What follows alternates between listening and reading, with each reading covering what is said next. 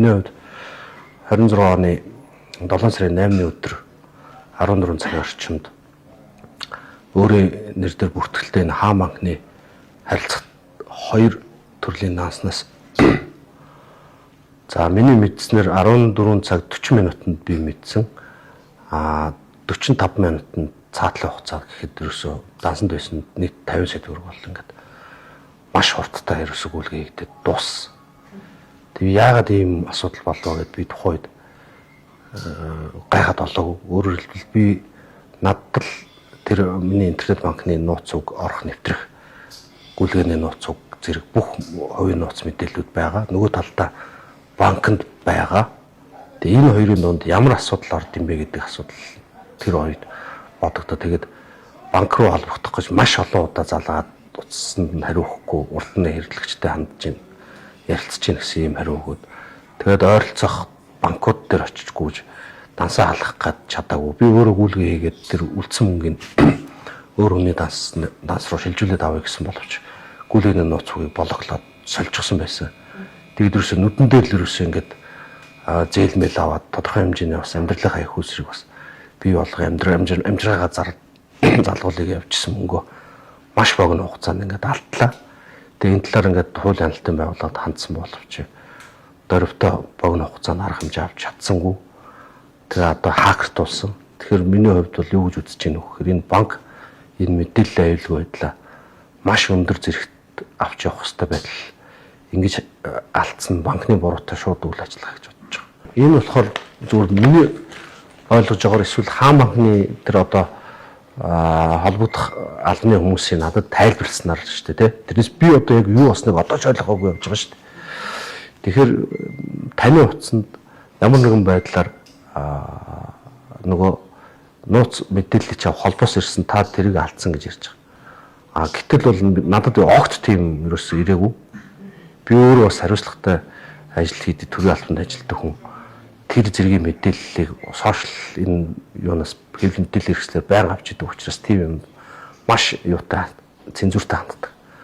Гэтэл сүүлийн үед ингээд судалгаа аваад үзсэн чинь хаан банкн дээр асар их юм хэмжээний энэ харилцагчийн мэдээлэл алдж байгаа асуудал байгаа юм. Энэ бүр гадны байгууллага буюу гадаад орноос энэ Монгол хүний одоо арилжааны банкнд харилцах тансыг хакерч байгаа байхгүй. Банкныхан надад хэлж байгаагаар таны мэдээлэл гадны одоо юунд алдагдсан байна. Тэрнээс үүдэлтэй ингэж байгаа гэдэг асуудал ярьж байгаа боловч үгүй. Тэгээ интернет банк руу нэвтрэх чи яадаг вүлээ? Нэвтрэх нэр нууц уг. Тэгээ гүйлгээхэд гүйлгээний нууц уг.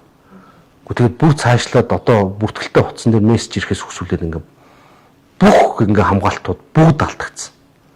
Тэгээд ерөөсөө 4,850 мянга гэл ерөөсөө энэ интернет банкны хамгийн дээдлийнх нь нөгөө нэг удаагийн гүйлгээ нь лимит нь тийм байдаг юм байна. Тэнгүүтэл олон удаагийн гүйлгээр тэгж хийгээл хамгийн сүүлийнхэн сая 400-аар хийгээл тэгэл дууссан. Угаасаа энэ нөгөө интернет банкар хийж байгаа олон удаач болсон хамгийн дээдлийн макс лимит нь 50 сая юм бэл. Тэгэл дуусгасан.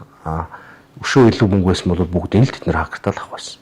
Сүхбаатар дүүргийн цагдаагаас яриад тэр бүхэл бүтэн банкн дээр байгаа миний мэдээллийг та өөрөө аваад ирж гээд яриад байгаа асуудал би ойлгохгүй байгаа. Би анх тэр гомдол гаргаад тэмдэглүүлж яасан очисон өдрөө өөрийнхөө дансны дугаар гүйлгээний тэр юунууд бүх холбоотой материалуудын биенд гаргаад өгцөө.